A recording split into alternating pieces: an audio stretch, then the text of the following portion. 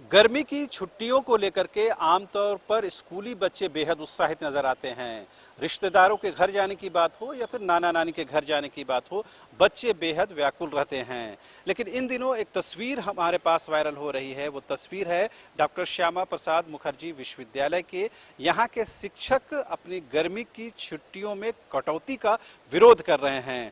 बात सिर्फ डीएसपीएमयू का नहीं है, बल्कि झारखंड के तमाम विश्वविद्यालयों के जो समर वेकेशन की टाइमिंग को, यानी जो उसके दिन है छुट्टियों के, उसको घटा दिया गया है, उसमें एकरूपता लाई गई है। लिहाजा इस बात का विरोध किया जा रहा है। लेकिन बड़ा और अहम सवाल ये है कि कल तक जो छोटे छोटे बच्चे अपने गर्मी छुट्टियों में अपने नाना नानी के घर जाने के जिद को लेकर करते थे, व्याकुल रहते थे, उत्साहित रहते थे, कुछ उसी तरह की स्थिति अब विश्वविद्यालय के शिक्षक कर रहे हैं। और वो ये गुहार लगा रहे हैं कि उनकी छुट्टियों को कम नहीं किया जाए, उनके समर वेकेशन को कम नहीं किया जाए।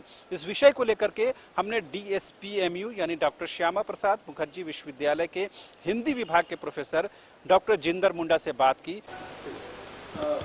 सर, ये जो ग्रीष्म अवकाश को लेकर के कुछ विवाद है कि राजभवन ने जो डेट अनाउंस किया है उस पर आपको आपत्ति है, क्या परेशानी? हाँ, आपत्ति तो है, क्योंकि हम लोग का वार्षिक कैलेंडर बनता है और उस वार्षिक कैलेंडर में हम लोग जनवरी को ही ये राजभवन को भी भेज देते हैं और सरकार से भी ये अनुमति ले ली जाती है कि इस बार का वैकेशन कैसा होगा। उसमें हमारा ये वैकेशन जो है 21 से शुरू होना था, लेकिन इसी बीच में जो है राजभवन सेक्रेटरीट से एक पत्र आता है जिसमें ये लिखा होता है कि नहीं, 1 जून से 20 जून तक जो है ये समर वेकेशन होगा। इसके अलावे बहुत सारी छुट्टियों में कटौती की जाती है।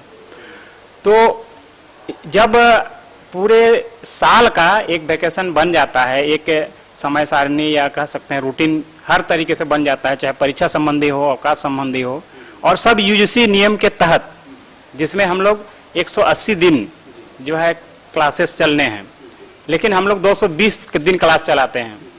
लेकिन इस बीच इस तरीके से फरमान आना, या तुगलकी फरमान कह सकते हैं आना, कहीं ना कहीं विश्वविद्यालय प्रशासन की जो स्वायत्ता है उसके साथ जो है खिलवाड़ है, या कह सकते हैं कि विश्वविद्यालय प्रशासन की जो स्वायत्ता है, निजता है, स्वतंत्रता है, उसको छीनी जा रही है। यहाँ अवकाश महत्वपूर्ण नहीं है, महत्वपूर्ण है हमारी जो परंपरा चल रही है, जिसके तहत हम यूजीसी नियम के तहत हर चीज़ें जो है कार्य जो बंटवारा किया हुआ है उसमें हर चीज़ सही तरीके से चल रहा है, जिसमें आप 10 दिन जो है अवकाश कम करके बहुत सारी चीज़ें आप नहीं सुधार सकते हैं।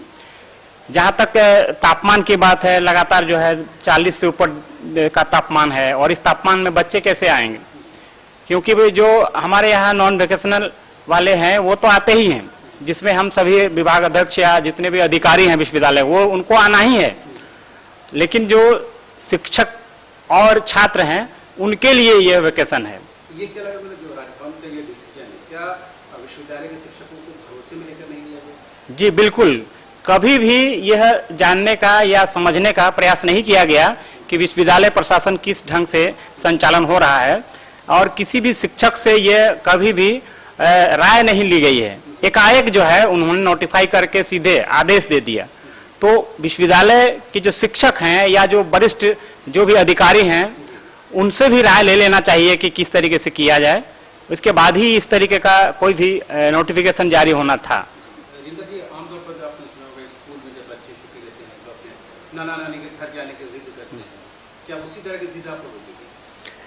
नहीं, जिद तो वैसी नहीं है, लेकिन हाँ, हमारा ये विश्वविद्यालय है और विश्वविद्यालय रिसर्च का सेंटर है, और हम लोग सिर्फ किताबों में पढ़ करके पढ़ाने वाले शिक्षक नहीं हैं, बल्कि हमें शोध भी करना होता है।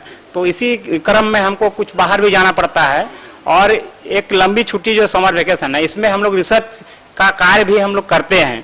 तो नाना नानी दादी की बात है, बहुत सारे शिक्षक बाहर से भी हैं जो अपना जो है टिकट कटवा चुके हैं, एक अपना प्रोग्राम बना चुके हैं बाहर घूमने का, या जो बाहर से हैं वो अपने घर जाएंगे। इस तरीके का बहुत सारा जो है तैयारी की गई है। लेकिन इस तैयारी में कहीं न कहीं एक व्यवधान आने की शंका हमको लग रहा है कि पूरी तरीके से है। आगे क्या रणनीति है?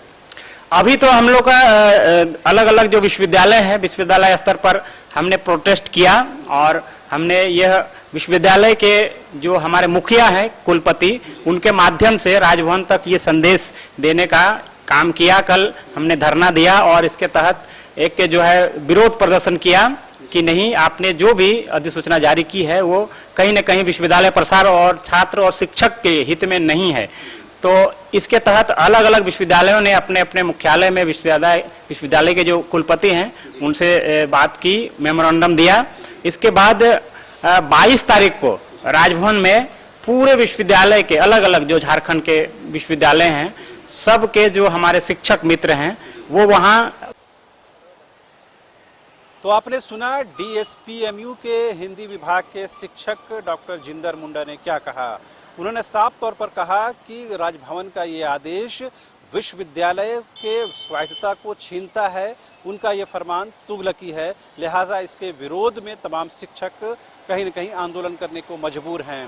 यही वजह है कि शिक्षकों ने तय किया है कि आगामी 22 तारीख को वो राजभवन के समक्ष अपनी बातों को रखने के लिए विरोध प्रदर्शन करेंगे। कमोबेश ये पहला ऐसा मौका होगा जब राजभवन के एक आदेश के बाद तमाम जो विश्वविद्यालयों के शिक्षक हैं वो कहीं न कहीं मुखर होते हुए नजर आ रहे हैं। विश्वविद्यालयों के शिक्षकों से बातचीत करने के बाद जो बातें समझ में आ रही हैं वो ये कि शिक्षक ये कह रहे हैं कि वो छुट्टियों के कम करने का विरोध नहीं करते हैं, लेकिन उनकी स्वायत्तता को नहीं छीनी जानी चाहिए, उनकी आज़ादी को नहीं छीना जाना चाहिए और उन पर कोई भी आदेश थोपा नहीं जाना चाहिए। लिहाजा उन लोगों ने अपनी बातों से कुलपतियों के माध्यम से राजभवन को अवगत करा दिया है। लिहाजा आने वाले दिनों में इस पर क्या कुछ डिसीजन होता है, इस पर तमाम शिक्षकों की नज़र रहेगी और हमारी भी नज़र रहेगी, ताकि हम ये देख सकें, समझ सकें कि ग्रीष्म अवकाश यानी कि समर वेकेशन को लेकर के एक आदेश के बाद तमाम जो विश्वविद्यालयों के शिक्षक हैं वो कहीं न कहीं मुखर हो गए हैं और इसे अपनी आज़ादी पर कुठाराघात के तौर पर देखा जा रहा है। कैमरा पर्सन विकास के साथ रांची से न्यूज़ बाइस्कोप के लिए शहनवाज। वेलकम टू चाचा मामा दंगल। हास्य अदाकार संजय मिश्रा से गुजारिश है कि वह अखाड़े में कूदे और फुलटूस को ट्रॉफी से नवाजे। लगता है समाधि ले ली। अरे बुला रहे हैं। अरे बोल रहे हैं कि बुला लो। टॉप टेक सीमेंट, जो जोड़े तो छोड़े नहीं, मजबूती ही हमारी पहचान।